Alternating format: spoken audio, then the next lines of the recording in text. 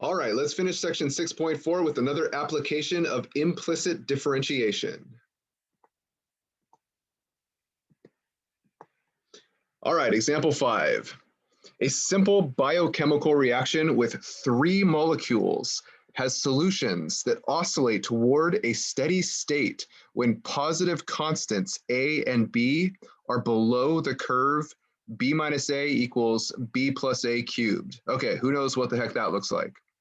Find the largest possible value of A for which the reaction has solutions that oscillate towards a steady state. Okay, so this definitely takes some unpacking to understand what's really going on here. There's some kind of a biochemical reaction that's going on in the background that we're not really told about.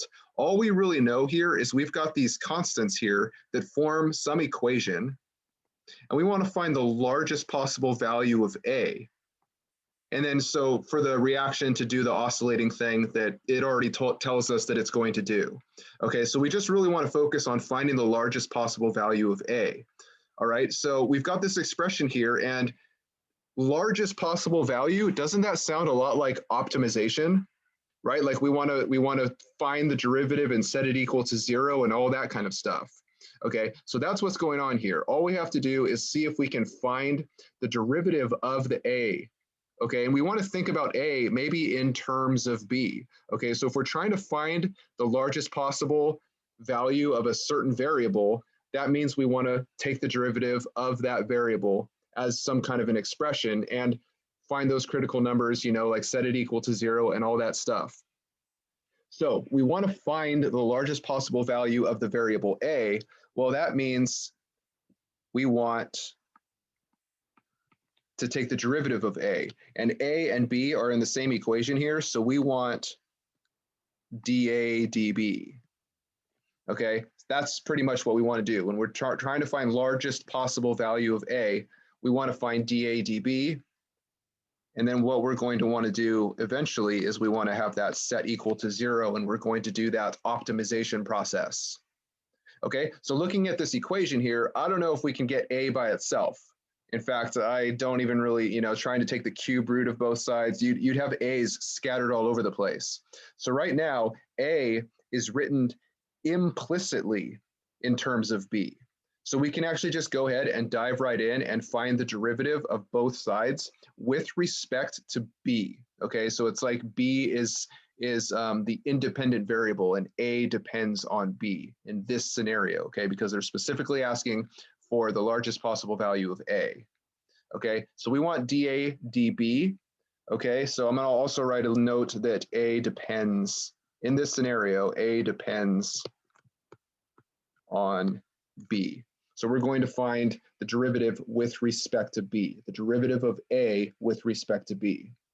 So let's write that down. I'm going to use that same notation, D over dB. Okay, we're taking the derivative with respect to B on both sides. So we've got B minus A on that side, and we've got D over dB of B plus A to the third power. All right, let's take the derivative implicitly. So on the left-hand side, we can do the derivative of those separately. So the derivative of B with respect to B. So, okay, so treat B as if it's just the regular variable, like we're used to treating X. So that's just going to be a 1. Okay, and then we have minus, and then here is like that chain rule thing. What's the derivative of A? And we're kind of like assuming that A is a function of B, all right? So the derivative of A is going to just be like dA dB, okay?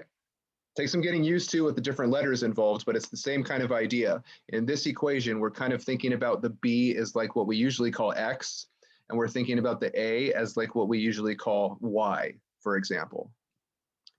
Okay, and then on the right-hand side, so the derivative with respect to B. Okay, so there's this cubing thing happening, so we have to use a chain rule. Okay, so the outer function is cubing, so it's going to be bring the power down in front, times the stuff, reduce the power by 1, and then times the derivative of the stuff. Okay, so now we have to go through and take the derivative of B plus A. with respect to b. So the derivative of the b is just 1. And then plus the derivative of a, again, that's going to be the dA dB. Okay, so far so good? Okay, so we want dA dB eventually to set equal to 0. And so right now I do see that it's in 2 different locations. So we're going to have to kind of multiply everything out and try to get that dA dB, anything that has the dA dB on one side of the equation. So over here on the right-hand side, it's probably a good idea to actually distribute this out. So I can treat this whole 3 times b plus a squared as its own package deal, and I got to distribute it onto the 1 and distribute it onto that dA dB.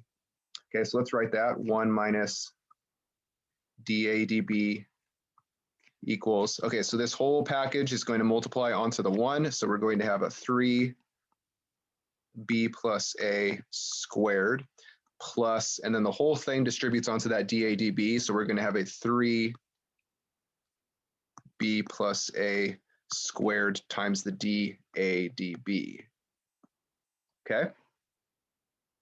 Okay, let's start moving stuff across the equal signs. So normally, like I say, I like to move stuff to the left-hand side, the dA dB to the left-hand side, but I want to avoid the need to like factor out negatives later. So I'm noticing that the dA dB term on the right-hand side is positive. So I'd rather go the other direction this time. Let's move the dA dB stuff to the right-hand side. Cancel it here. And then we'll move this thing that does not have the dA dB in it. We'll move that to the other side.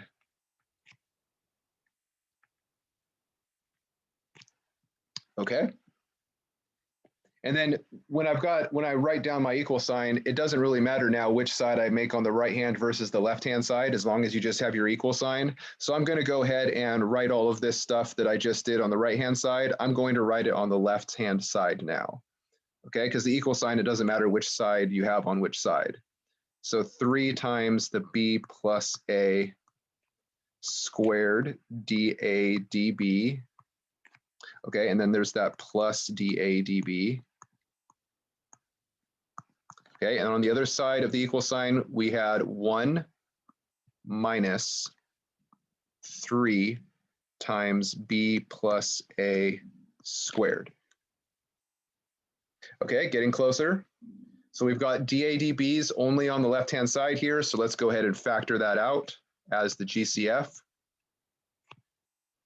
And we'll be left with 3 times b plus a squared. Okay, so we remove the dA dB from that term. Then there's this plus other dA dB. So don't forget, when you divide or when you factor out itself, you got to leave that 1 behind. Okay. Pretty much just an exercise in algebra here from here on out. Okay, so let's go ahead and divide both sides by all of this junk.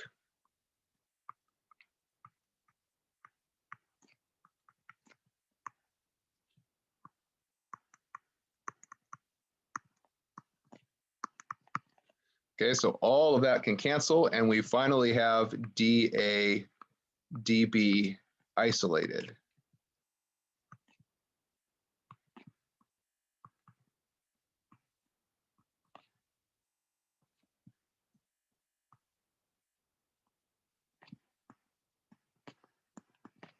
All right, took some work, implicit differentiation, and then doing some algebra to get dA dB by itself, but we got it. Okay, so the whole point of that is we were trying to find the largest possible value of a. So that's why we wanted to get this derivative, because remember that the derivative set equal to 0 can give you those critical numbers. Okay, so here's where we've got to be a little bit careful. We want dA dB to be set equal to 0. Okay, so let's take this expression, 1 minus 3b plus a squared over 3b plus a squared plus 1. And we want to set this equal to 0. Okay, So we're trying to find the largest possible value of A. Okay, so that means that I'm going to want to get a substitution for B, and so I can write my answer just as I want to solve for A eventually. So I need a substitution for B. Notice that this is a little bit of a different scenario compared to the optimization problems we've done in the past. There's two different variables involved. So there's going to be like a little bit of a system of equations substitution kind of process here. But we want to get a little bit fancy and a little bit tricky. And this is going to be a little bit weird because I definitely want to make note that positive constants. Yeah, I knew there was something like that. Okay, positive constants A and B. So going back over here, remember that critical numbers can happen when the derivative does not exist, as long as those values are in the domain of the original, or the derivative set equal to 0. So with this fraction part down here, since B and A are assumed from the beginning here to be positive, right? They're assumed to be positive constants. So positive number plus positive number squared is still positive, times 3, still positive, plus 1, still positive. Okay, so all of this down here, that's always positive. Or maybe instead of saying it's always positive, let me say it's never equals 0 right there. Okay, so we don't have to worry about any critical numbers from the denominator. Okay, so all we have to do is take that numerator and set it equal to 0. So 1 minus 3 times B plus A squared. Just the numerator set equal to 0 is all we need to worry about. Okay, so let's see if we can do a little bit of work here. Let's add or subtract 1 from both sides. We'll have negative 3 B plus A squared equals negative 1. And dividing by negative 3, we have B plus A squared equals positive 1/3. Okay, we can go further to get rid of that squared part by taking the square root of both sides. Okay, so that cancels the squared and we get B plus A equals, okay, and we have to be a little bit careful here. When you take the square root of both sides, you get plus or minus, and then the square root of 1/3, you can do the square root of 1 and the square root of 3 separately. So I'll just write that as 1 because the square root of 1 is 1, and then the square root of 3 is, just leave it as square root 3. And I'm not going to deal with rationalizing the denominator. I'll just leave it like that. Okay, so that's good. I mean, we've got some progress here, but we still have two separate variables. Well, like I said, we want to do a substitution for B because we're trying to find a value for A. Okay, so I want to get B equals A stuff to be able to plug that back in. Okay, but the other problem that we have is that plus or minus. But here, again, I want to emphasize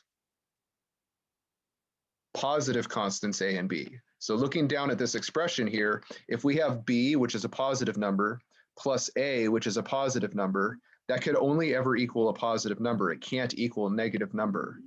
So finally, I'm going to say that B plus A has to equal the positive version, 1 over square root 3. Okay, so that's an important step that we have there. Okay, so I'm going to put a box around that because that's very important.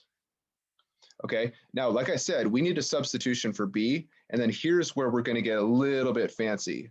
We need a substitution for B, so I'm going to write that. We need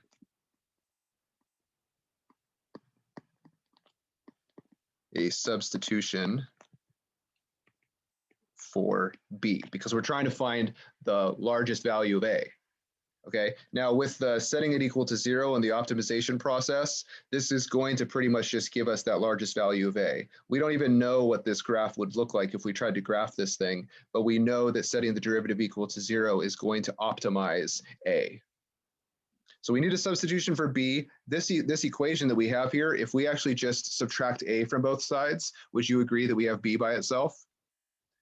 Okay, so we can actually get B equals this 1 over square root 3, and we're subtracting A from both sides. There's a nice little substitution for B. Okay, so kind of fancy algebra stuff. Now what are we doing? We actually want to take this substitution and plug it into the original equation. So going back to our original equation, okay, and I'll make a big arrow here. We want to go, I'm going to do some work up here.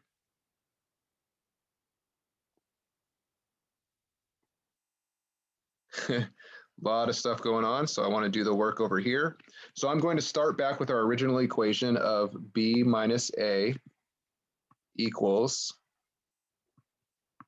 b plus a cubed.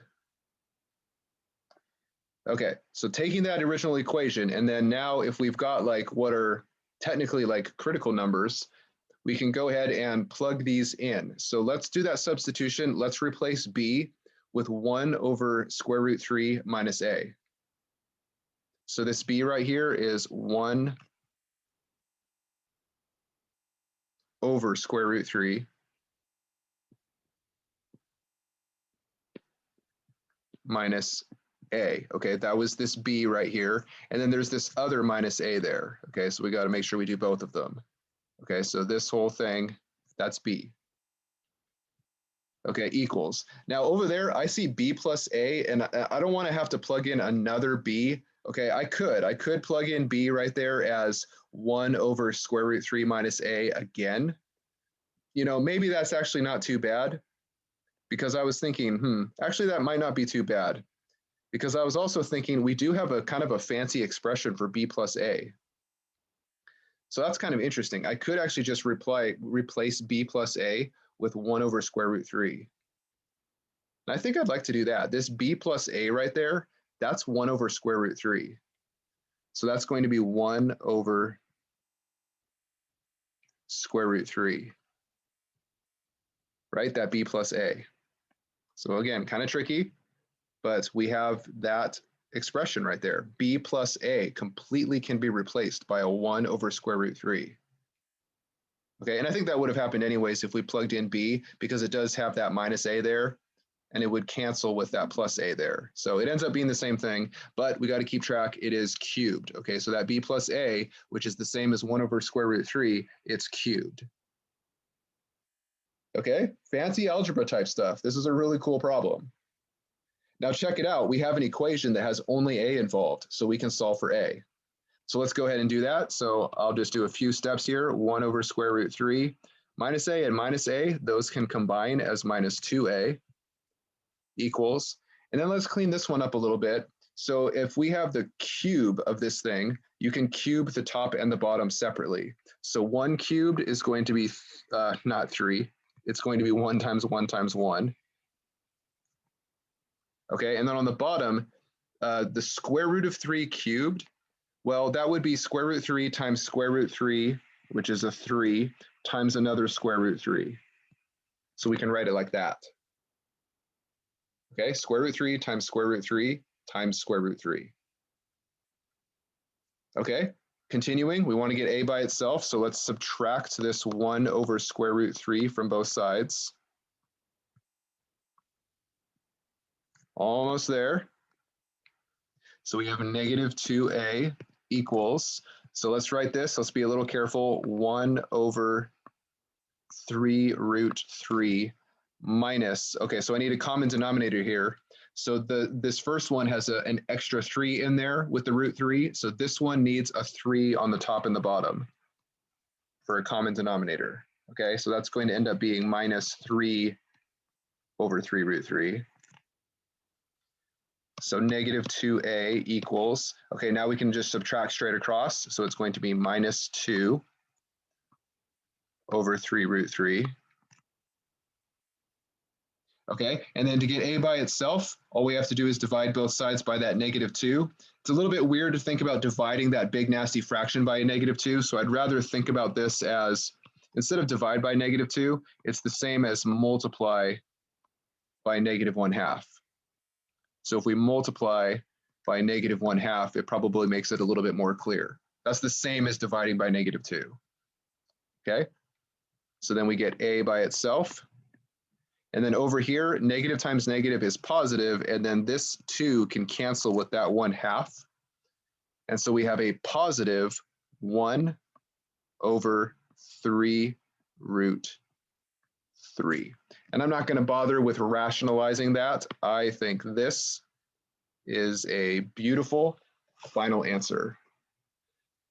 Okay, so we've done it. I mean, that was definitely an exercise in understanding what the problem was asking us to do just by setting it up in the first place, taking the derivative implicitly, and then doing some fancy algebra substitutions and back into the original equation to get that expression for A.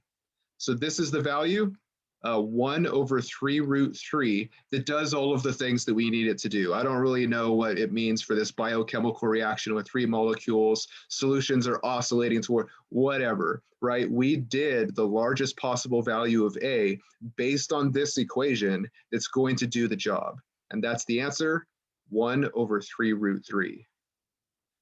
All right, cool stuff. A little bit challenging, a little bit abstract, but I hope you enjoyed implicit differentiation as, almost like this loophole kind of technique for finding derivatives of crazier functions that are not given in the normal sense that we see, where it's a single variable in terms of another. All right, so good stuff. That finishes off section 6.4. Hope you have a good day.